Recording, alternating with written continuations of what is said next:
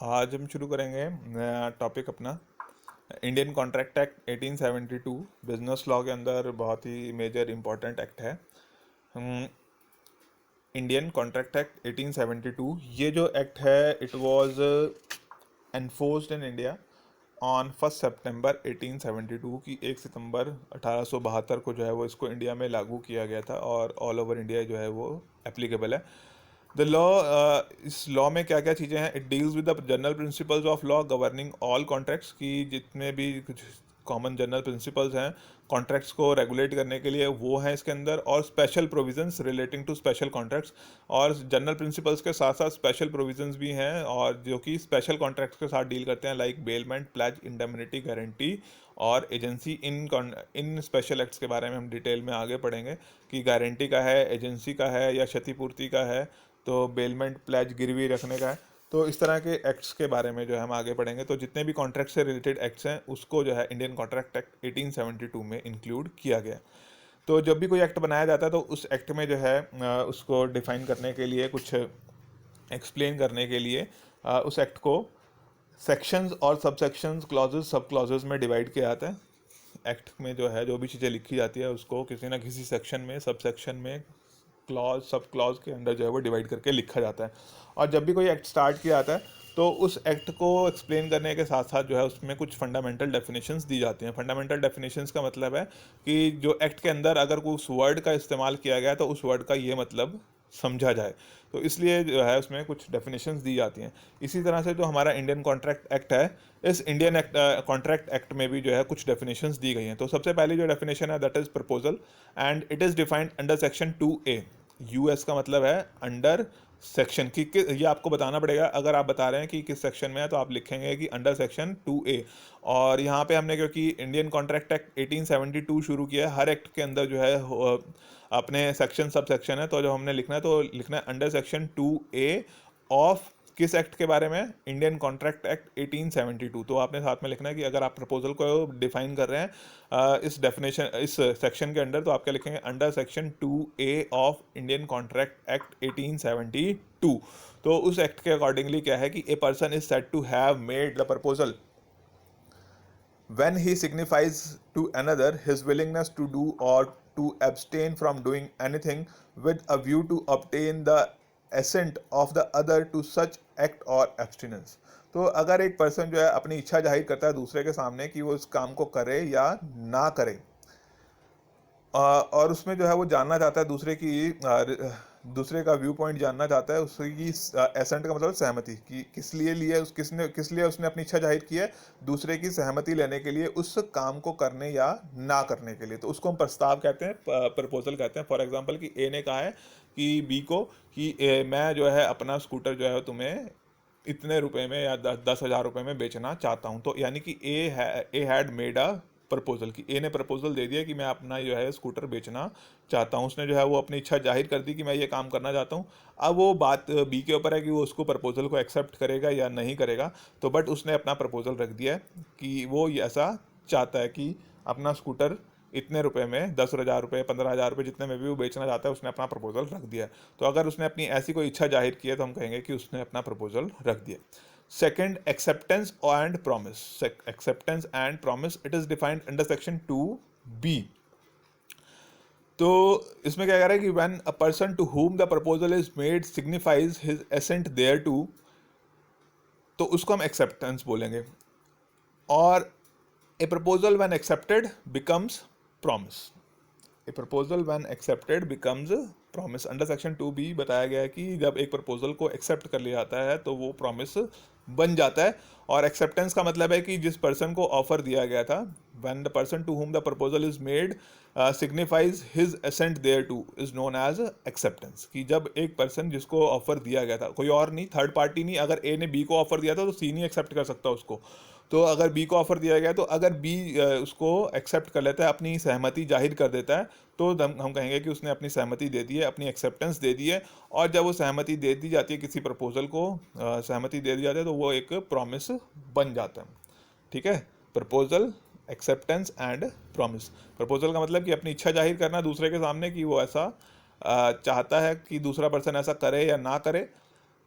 और उसके बदले में वो चाहता है कि वो अपनी सहमति दे कि वो दूसरा पर्सन उस काम को करने के लिए तैयार है या नहीं करने के लिए तैयार है। तो दोनों चीज़ें हो सकती हैं कि उसको करने के लिए कहा जाए, उसको किसी काम को नहीं करने के लिए भी कहा जा सकता है। और सेकंड एक्सेप्टेंस का हो गया कि ये ध्यान रखना आपने कि when the proposal to whom the proposal is made signifies his assent thereto, कि सिर्फ प्रपोजल को वही एक्सेप्ट कर सकता है जिसको प्रपोजल दिया गया है। तो अगर वो अपनी सहमति जाहिर कर देता है तो वो एक्सेप्टेंस हो जाती है, और एक प्रपोजल जब एक्सेप्ट हो जाता है तो उसको प्रॉमिस कहा जाता है। Then promiser and promisee under section 2C, the person making the proposal is called promiser and the person accepting the proposal is called promisee। तो इसमें क्या कह रहा है कि जिसने वो प्रपोजल दिया है वो promiser है, और जिसने उस प्रपोजल को एक्सेप्ट किया है वो promisee है। क्या है? जिस person under section 2C, person making the proposal is called promiser and the person accepting the proposal is promisee. यानी कि प्रोमिजर कौन है? जिसने वो प्रपोजल दिया है। जैसे हमने पिछले एग्जांपल में कहा था कि ए जो है कह रहा है कि बी को कि मैं अपना स्कूटर बेचना चाहता हूँ 10,000 रुपये में, तो ए जो है वो प्रोमिजर है, और जिसको वो प्रपोजल दिया गया है, किसको दिया उसने? बी को प्रपोजल दिया है, तो बी क्या हो गया? प्रोमिजी हो गया। एंड फोर्थ है आपका consideration, it is defined under section 2D, when at the desire of the promiser the promisee और any other person has done or abstained from doing, or does or abstains from doing, or promises to do or abstain from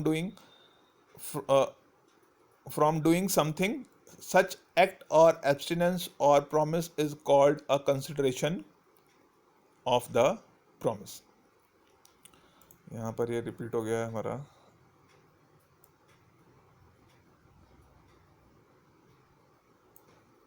तो consideration का मतलब है कि at the desire of the promisor. ये भी हमने ध्यान रखना है कि इसको जो है पॉइंट्स में धीरे धीरे टुकड़ों में इसको अगर हम पढ़ेंगे तो हमें याद भी रहेगा, समझ में भी आएगा। तो at the desire of the promisor, की किसकी इच्छा पर? प्रोमिसर की इच्छा पर, जिसने वो प्रपोजल दिया है उसकी इच्छा पर, अपनी इच्छा से नहीं। और any other person at the desire of the promisor the promisee, किसकी इच्छा पर? प्रोमिसर की इच्छा पर प्रोमिसी ने या किसी और पर्सन ने हैज़ डन और एब्सटेन फ्रॉम डूइंग, की कुछ काम कर दिया है पास्ट में कर दिया है, या कुछ काम उसके कहने पर नहीं किया था, या फिर प्रेजेंट में वो किसी काम को करता है डज और करने से मना कर देता है, उसके कहने पर नहीं करता है। और इन फ्यूचर की प्रोमिसेस टू डू और abstain from doing in future, की वो प्रॉमिस के लिए जो है वो करता है कि ये काम कर देगा या नहीं कर देगा इन फ्यूचर। सच एक्ट और एब्सटिनेंस और promise is called a consideration to the promise। तो कंसिडरेशन का मतलब है कि पहली बात की इच्छा पर, प्रोमिसर की इच्छा पर होना चाहिए।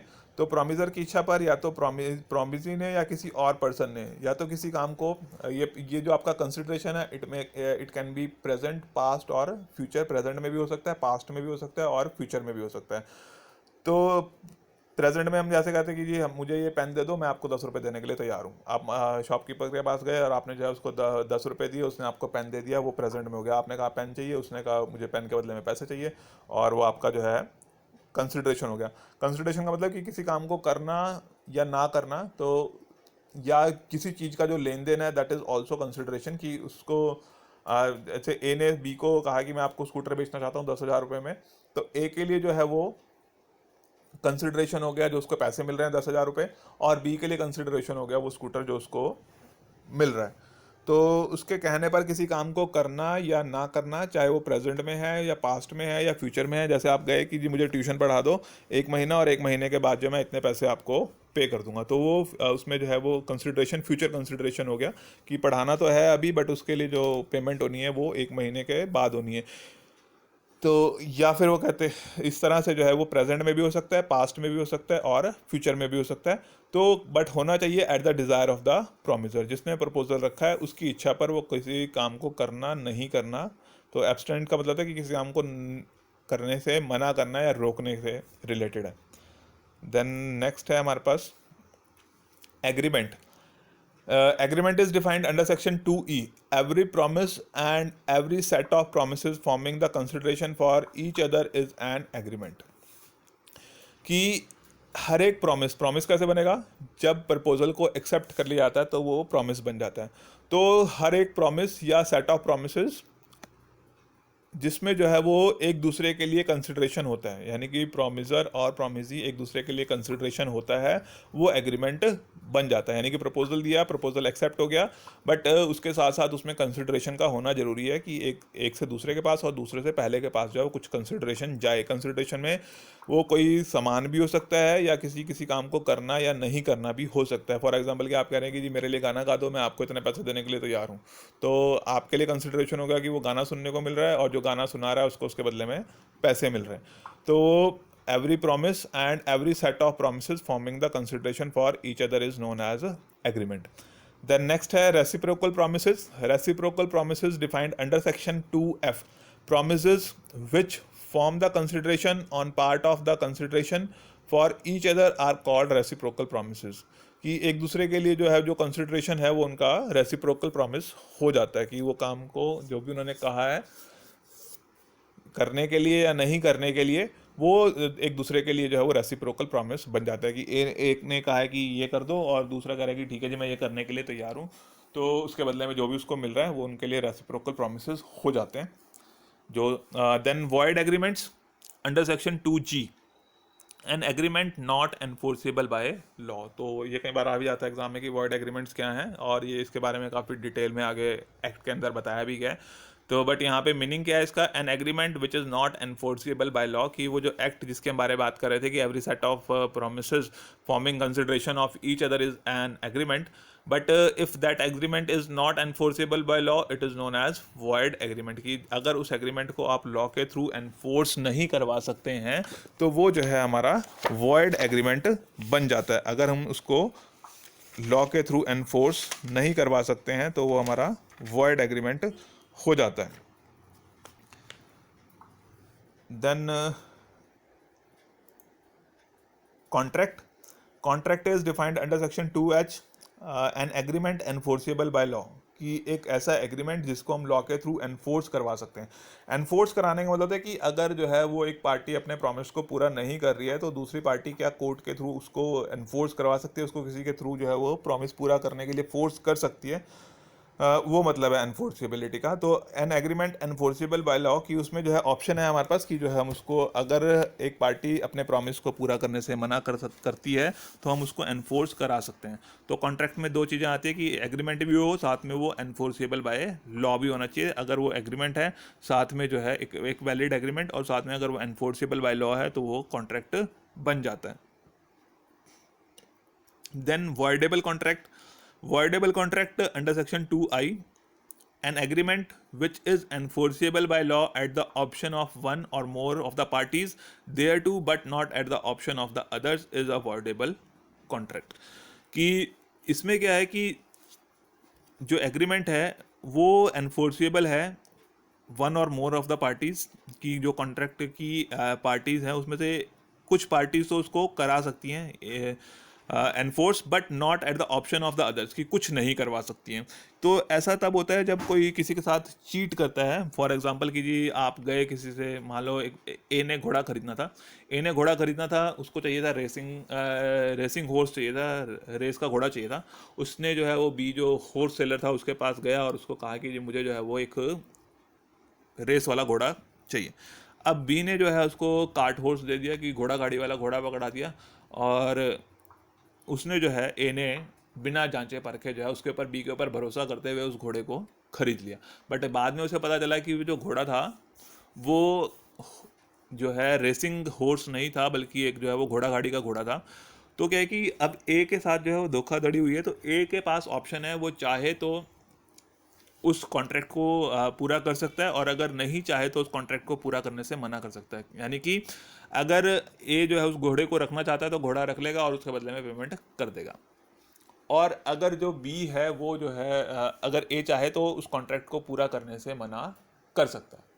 ए जो है उस कॉन्ट्रैक्ट को कि जी ये तो घोड़ा जो मैंने कहा था, मुझे तो रेसिंग हॉर्स चाहिए था और आपने जो है मुझे ये घोड़ा गाड़ी वाला घोड़ा दे दिया है, तो अब मैं इस घोड़े को जो है वो एक्सेप्ट नहीं करता, और वो घोड़े को वापस भेज सकता है विदाउट पेमेंट ऑफ हॉर्स। कि वो उस घोड़े को जो है वो खरीदने से मना कर सकता है और घोड़ा वापस दे सकता है। तो वॉइडेबल कॉन्ट्रैक्ट की जिसमें एक पार्टी, बट अगर जो है वो घोड़ा लेने के लिए तैयार है तो बी के बी को वो घोड़ा देना ही पड़ेगा और उसके बदले में जो भी उसने कंसिडरेशन डिसाइड किया था वो उसको लेना पड़ेगा। बट ए के पास ऑप्शन है कि वो चाहे तो घोड़े को रख भी सकता है और चाहे तो उस घोड़े को वापस भेज सकता है। तो यानी कि इसमें वॉइडेबल कॉन्ट्रैक्ट में क्या होता है कि एक पार्टी के पास ऑप्शन रहता है कि वो चाहे तो उसको एनफोर्स करवा सकता है लॉ के थ्रू, बट दूसरी पार्टी के पास वो ऑप्शन नहीं रहता, तब हम उसको वॉइडेबल कॉन्ट्रैक्ट की कैटेगरी में डाल देते हैं। Then void contract, a contract which ceases to be enforceable becomes void when it ceases to be enforceable। तो एक कॉन्ट्रैक्ट जो है वो जब उसकी एनफोर्सेबिलिटी ख़त्म हो जाती है, एक कॉन्ट्रैक्ट जब उसकी एनफोर्सेबिलिटी ख़त्म हो जाती है तब वो कॉन्ट्रैक्ट जो है वो वॉइड कॉन्ट्रैक्ट बन जाता है। यानी कि जब वो कॉन्ट्रैक्ट किया गया था तब तो वो एक वैलिड कॉन्ट्रैक्ट था, बट उसके बाद कुछ ऐसी घटना घटी है जिसकी वजह से जो है वो कॉन्ट्रैक्ट जो है अब वैलिड नहीं रहा। फॉर एग्जाम्पल कि मान लो जो है एक पर्सन है, उसने हिमाचल से जो है वो हरियाणा में जो है कॉन्ट्रैक्ट कर लिया कि मैं आपको जो है वो इतने बैग्स वीट के या गेहूं के जो है वो बेचने के लिए तैयार हूँ। दूसरी पार्टी ने उसको एक्सेप्ट कर लिया और उसके बाद जो है क्योंकि उसमें बेचने में और ख़रीदने में, गेहूं के बेचने में ख़रीदने में कोई इलीगलिटी नहीं है, तो वो एक वैलिड कॉन्ट्रैक्ट था। बट इन केस हो सकता है कि बाद में जो है वो गवर्नमेंट को लग रहा है कि जी नहीं, बाहर नहीं बेची जानी चाहिए, स्टेट में ही बेची जानी चाहिए। गवर्नमेंट ने जो है वो बैन लगा दिया कि जी अब जो है गेहूं जो है वो बाहर नहीं बेची जाएगी। तो फिर क्या हुआ कि जब कॉन्ट्रैक्ट किया गया था तब तो वो एक वैलिड कॉन्ट्रैक्ट था, बट बाद में कुछ ऐसा हो गया जिसकी वजह से अब उसको जो है वो आप परफॉर्म नहीं कर सकते हैं, उसको पूरा नहीं किया जा सकता है लीगली, तब वो जो है वॉइड कॉन्ट्रैक्ट हो जाता है कि आप उसको आप पूरा नहीं कर सकते क्योंकि गवर्नमेंट ने कुछ उसमें चेंजेस ऐसे कर दिए। देन प्लेंटिफ, ये प्लेंटिफ और डिफेंडेंट ये हर एक एक्ट के अंदर होते हैं। प्लेंटिफ का मतलब होता है कि a person who files a suit in the court of law against another for breach of contract is called plaintiff. तो जो पर्सन जो है कोर्ट में केस फाइल करता है ब्रीच ऑफ कॉन्ट्रैक्ट के लिए, उसको प्लेंटिफ बोलते हैं। एंड डिफेंडेंट वो होता है the person against whom a suit has been filed in the court and has to defend himself against the charges of breach of contract is called defendant। तो जिसने वो केस फाइल किया है उसको plaintiff, और जिसके ऊपर वो केस फाइल किया था वो डिफेंडेंट। तो जैसे हमने एग्जांपल बताया था कि ए ने कहा है बी को कि जी मैं आपको अपना स्कूटर बेचना चाहता हूँ 10,000 रुपये में। अब ए ने जो है वो स्कूटर दे दिया बी को, बट बी ने जो है वो 10,000 रुपये उसको नहीं दिए। अब बी ने 10,000 रुपये नहीं दिए, अब ए का तो स्कूटर उसके पास से चला गया। तो अब क्योंकि वो एक वैलिड कॉन्ट्रैक्ट है तो ए जो है उसको एनफोर्स कर सकता है बी को कि जो उससे अपने पैसे ले सकता है वो 10,000 रुपये। बट उसके लिए गए कि अगर वो बातचीत से मान जाता तो ठीक है, नहीं तो फिर उसको क्या करना पड़ेगा, कोर्ट में जो है वो केस फाइल करना पड़ेगा। तो उसको सूट भी बोल देते हैं, केसी को बोला जाता है सूट। तो he can file a case और he can file a suit in the court. तो ए जो है वो अपने पैसे की रिकवरी के लिए जो है वो कोर्ट में केस फाइल कर सकता है। तो ए केस फाइल कर रहा है तो ए प्लेंटिफ हो गया, जिसके ऊपर केस फाइल किया जा रहा है बी वो डिफेंडेंट हो गया।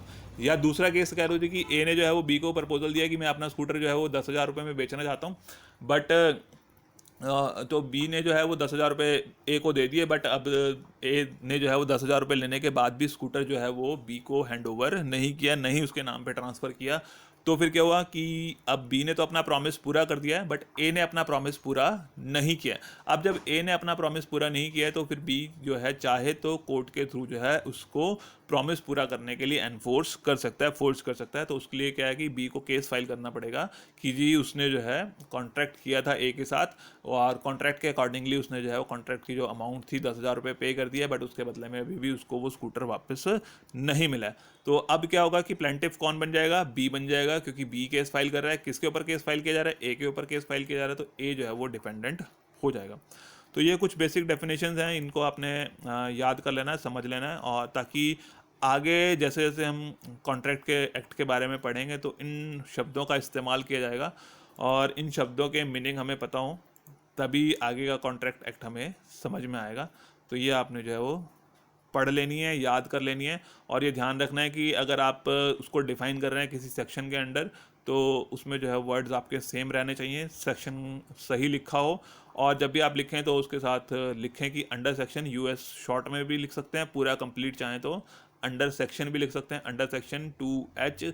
और जिस एक्ट के अंदर वो एक्सप्लेन किया गया है तो वो भी लिखना है आपने, under section 2H of Indian Contract Act 1872, क्योंकि हमने जो है वो इंडियन कॉन्ट्रैक्ट एक्ट 1872 के अंडर ये डेफिनेशंस एक्सप्लेन किए हैं।